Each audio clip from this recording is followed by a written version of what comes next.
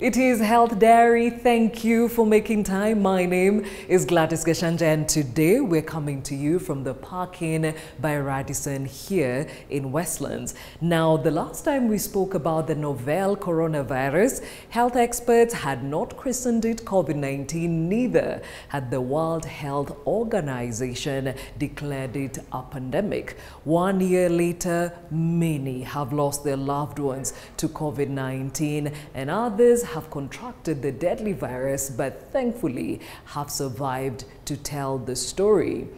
Into the next year, which is the second year of living with COVID-19 and with the availability of vaccines, the question is this the beginning of the end to a pandemic that has totally disrupted our lives?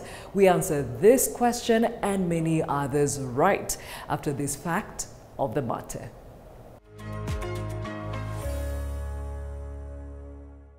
Coronaviruses are a family of zoonotic viruses that are transmitted between animals and people. They cause a range of illnesses in humans, including common colds and more severe forms like severe acute respiratory syndrome SARS-CoV and Middle East respiratory syndrome MERS-CoV, which are life-threatening.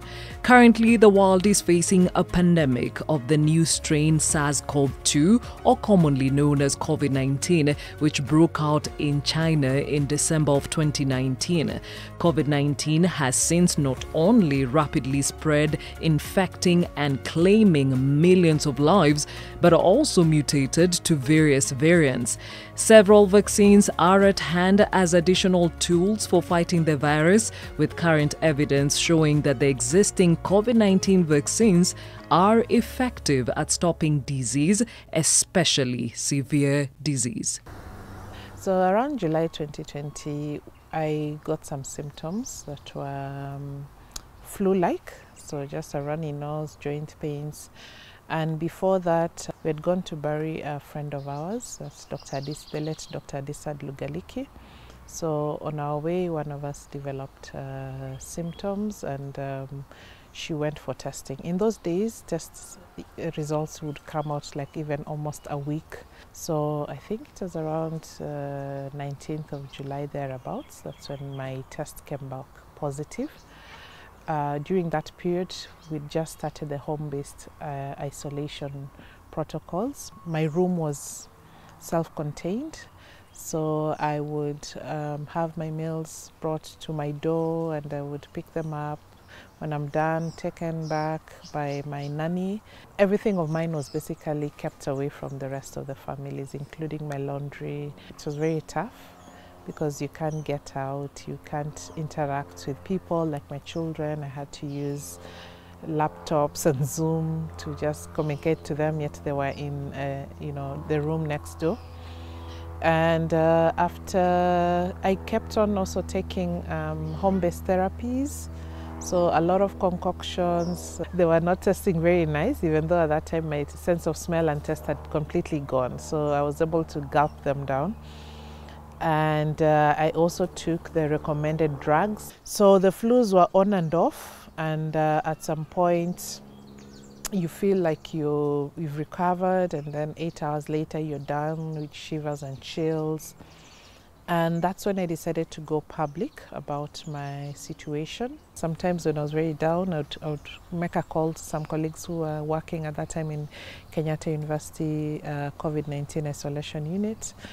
I also got quite a number of calls from people who were very scared of coming out, and just because I shared my story, they gathered the courage to say, look, I've also tested positive, what should I do? So it really took quite some courage to try and break that stigma. So eventually, after around 2 weeks, my symptoms subsided, and the guidelines at that time were that when you're 3 days symptom-free, you are allowed to interact with other people. You're basically declared negative. You didn't have to go for a negative test. So let's try and understand the status of COVID-19, and now with the availability of vaccination, How does the future look like? Well, to help us understand this further is Professor Anselmo Makoka, who is the Deputy Vice Chancellor, Academic Affairs at the Amref International University. He also has a background in nutrition and public health research. Thank you for joining us, Professor. Now, it has been a year on. We have more information on COVID-19. However, to date, we still see people struggling to differentiate something as simple as the symptoms of the flu and the symptoms of COVID-19. Now, from your experience, what are the unique symptoms to COVID-19? Now, COVID-19 has not one symptom, but several.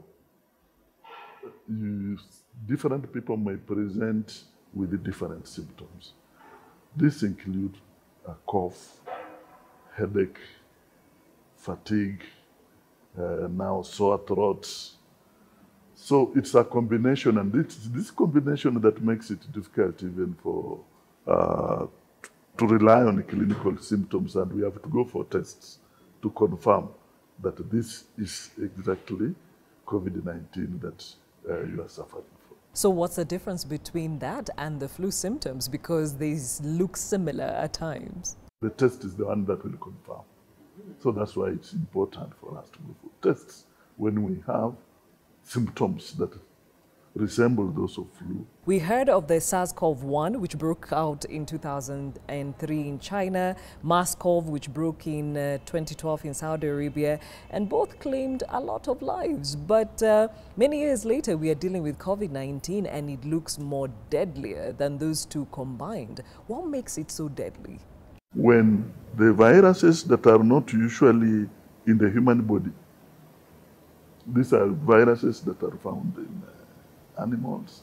I think one was avian, that is from birds. It crosses over and starts to affect the human beings.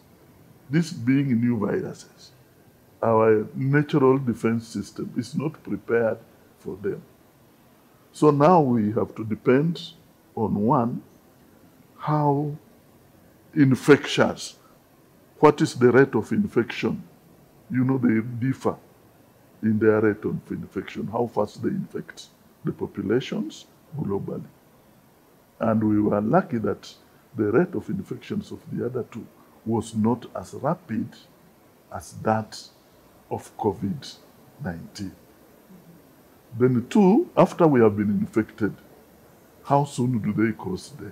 Now for these new viruses that cross over from animals and affect human beings, they are more lethal.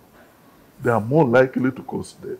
All right. And as we mentioned, today we are faced by 3 new variants of COVID-19, which is said to spread easily, as you mentioned, and are causing more infection than the first. So did we see this coming? Yes, we should have seen that coming, because mutation is a natural way of these viruses surviving in their environment.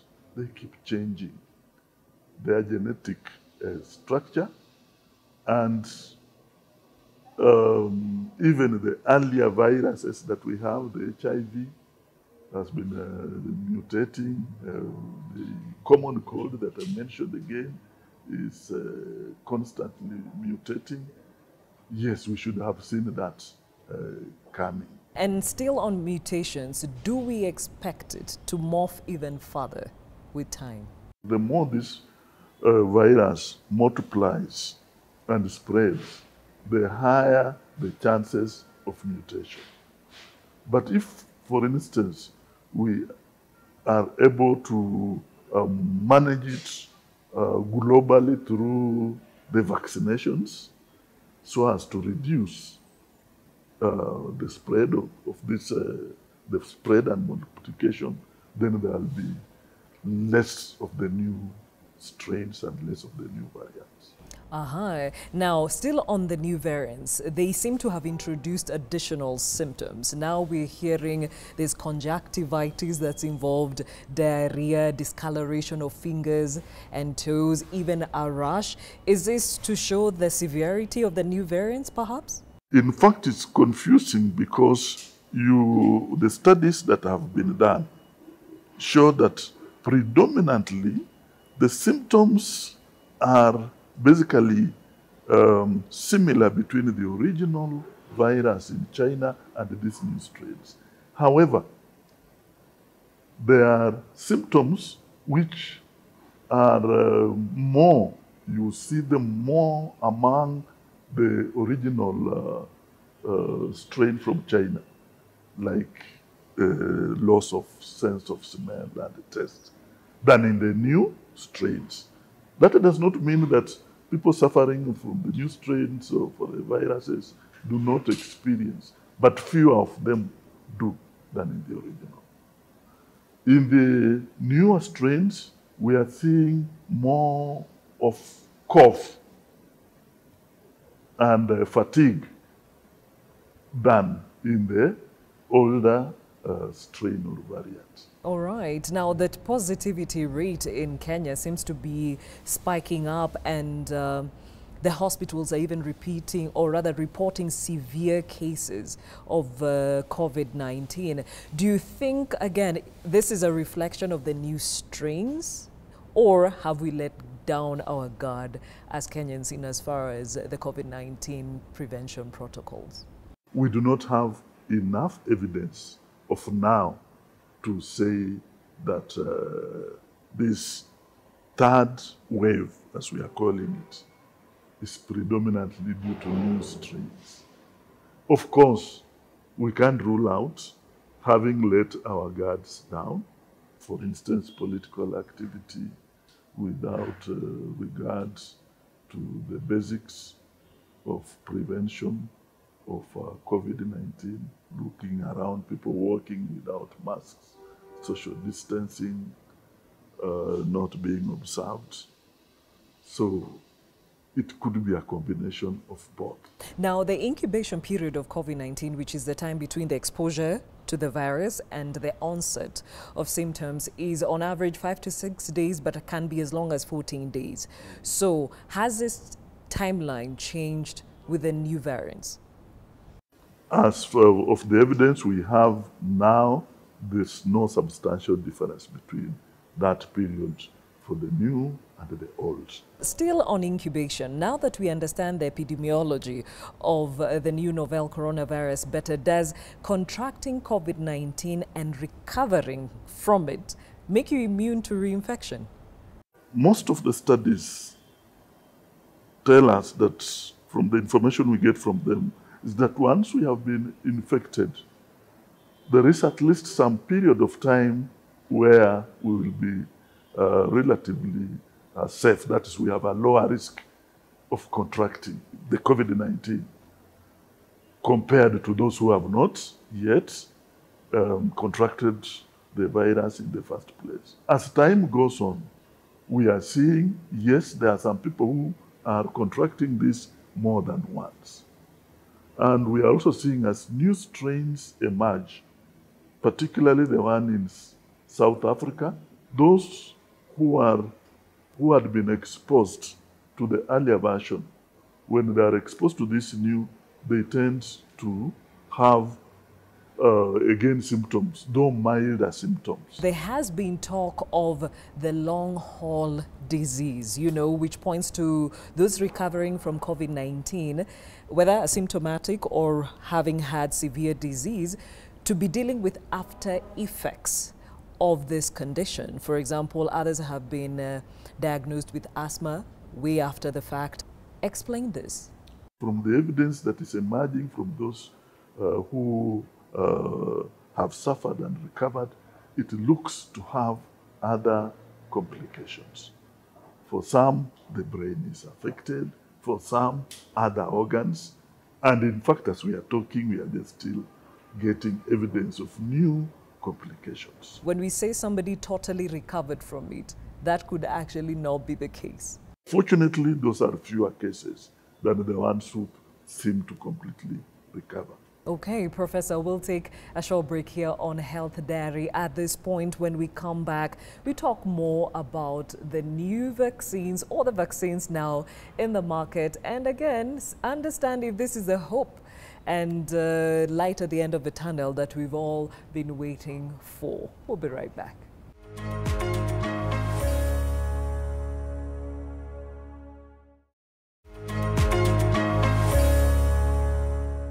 Welcome back to Health Diary. My name is Gladys Gachanja, and today we're focusing on COVID-19. Of course, you know about the new variants and the new vaccines that we are all hoping will perhaps put an end to this pandemic that has totally disrupted our lives. We are still joined by Professor Anselimo Makoka, who is a Deputy Vice Chancellor at the Academic Affairs, Amref International University, and has a background in nutrition and public health research. Now, as we know, some of the COVID-19 prevention protocols are wearing your mask, social distancing, washing your hands regularly with soap and water, avoiding crowded places, etc.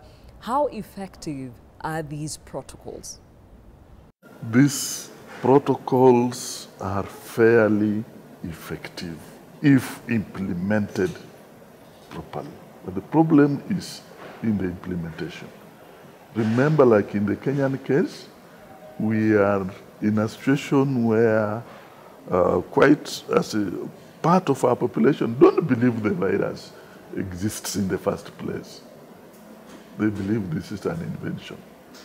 Now, do you think that person will be able to take up these measures when they don't believe that the virus exists in the first place? So that is the problem. Now, we have seen some countries successfully contain the virus to zero active cases for some, like New Zealand. Yet others, including our own country, have been struggling with the rise in numbers. Professor, what are we doing wrong? It's not so much what we are doing wrong, but perhaps, one, the basic infrastructure for implementation of these very simple methods that you've talked. We are at different levels. For instance, we are talking about washing hands. And we are in a situation where you do not have water, the water in the first place, like in our slums and some other parts of the country.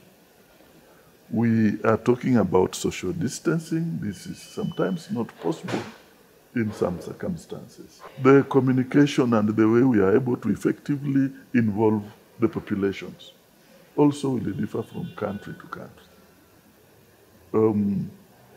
Even within Africa, you'll find countries like Rwanda are more effective with community health workers outreach to the population. Let's talk about these vaccines. Some are excited about, others are very cautious about. What is the role of vaccination? The vaccine tries to cheat the body, but actually the body has been attacked by a particular, say, measles or particular disease, tuberculosis. Then the body puts in place the natural immune system against that. So it's the same principle that now applies to even the COVID-19. But whatever we introduce must not be lethal enough, as lethal as the COVID-19. Interesting. Now, it has been said it takes a second dose of a COVID-19 vaccine to reach maximum protection. Does it mean the vaccine makes you immune to contracting the virus? There are vaccines which become most effective if you have multiple applications. It also just enhances the effectiveness of the vaccine than if it's only done once. So does that make you immune to contracting it? Let's not confuse that. It offers you immunity for some specified period of time usually. Now, unfortunately, again, for COVID-19, we are only talking about 1 year down the line, and the vaccinations have just started. I think, is it 1 or 2 months ago? So it's going to take some following up, some research over years to see for how long is this immunity on the average lasting. But for the short term, it makes us immune. The World Health Organization has urged all countries and their people to take up the vaccines to help guard against the adverse effects of COVID-19. But there are major concerns over reported cases of side effects caused by these vaccines. Speak on the same. There's a difference just between being causing and association. Because some of the symptoms that are being associated with them most likely would have occurred even without the vaccination. So now, what they want to establish is their direct link that this vaccine causes this type of symptom, like the clotting that has been mentioned.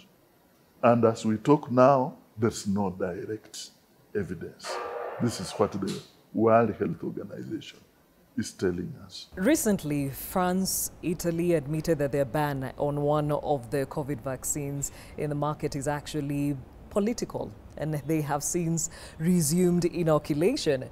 How can governments of the day help in creating awareness and confidence in these vaccines amongst their population? As we said, even about the awareness about the virus itself, you really need this social marketing to raise awareness about the virus, to raise awareness about what can be done to prevent, and raise awareness among general populations about the vaccines. Unfortunately, perhaps we assume once we bring the vaccines, everybody will be happy running to take. But without proper information and knowledge, what tends to take that gap, that vacuum, is wrong information, misinformation, and beliefs which are negative, including to the vaccines.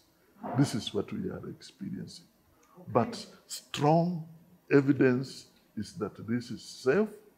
It went through the proper, most of the vaccines, or the vaccines that are being released are safe. They went through procedures that are required for vaccines to go through, and they did safety testing for the world. Now, vaccination has been said to be voluntary, and President Uhuru Kenyatta actually reiterated the same the other day. Does this introduce loopholes in the herd immunity we're trying to achieve with vaccination? We can't say that yet, because remember, the quantity that we have is still very little. If we have adequate supplies for the general population, and then we get that the uptake is not good, that's when we can start fearing. But so far, it's only the frontline workers. We could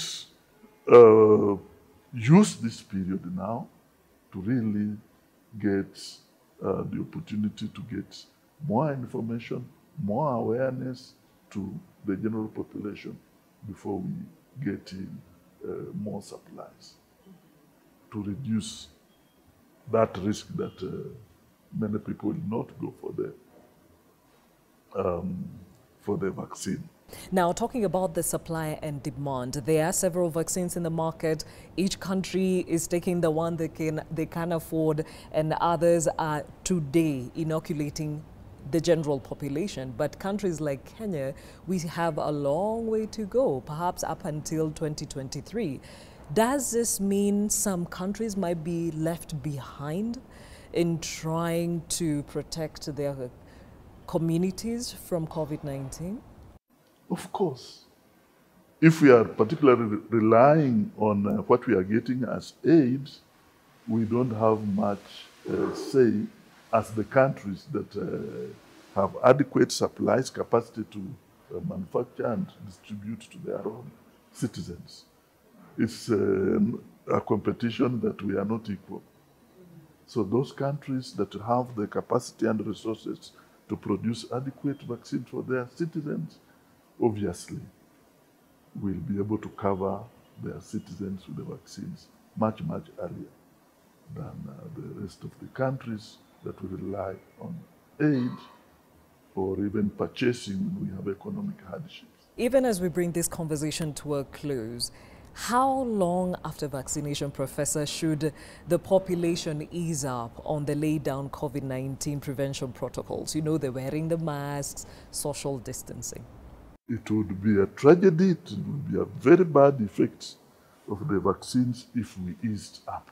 Until we get, as you say, an adequate, relatively high number of people vaccinated, so that the risk of exposure also reduces, then it will make sense to continue observing the measures that we have been observing for prevention. Professor Anselmo Makoka, Deputy Vice Chancellor, Academic Affairs at Amref International University, thank you for your time. And definitely, as Professor has said, even with the vaccines, you cannot let your guard down. Continue to wear your mask, keep to washing your hands regularly with soap and water, and of course, social distancing. At this point, let's take a look at the health tip.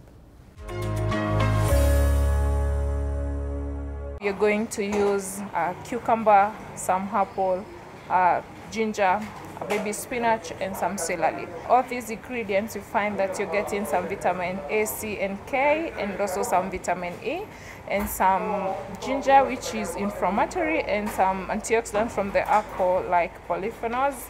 And this will help relieve your migraine.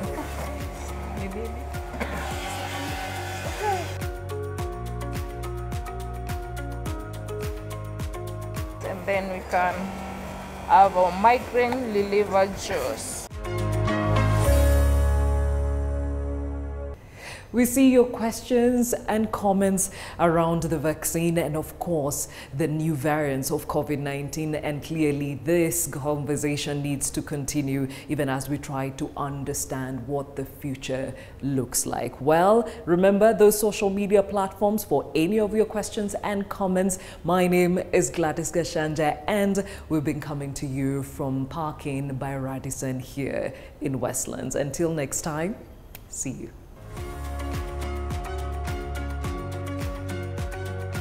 Health experts had not christened it COVID-19, neither had the World Health. We have onset. So let me do that again, Wambo. Alafu, eat later. And that's why clearly this conversation continues to be heard. Oh Jesus, what kind of English am I speaking? Come on, Gladys, wake up, focus. All right.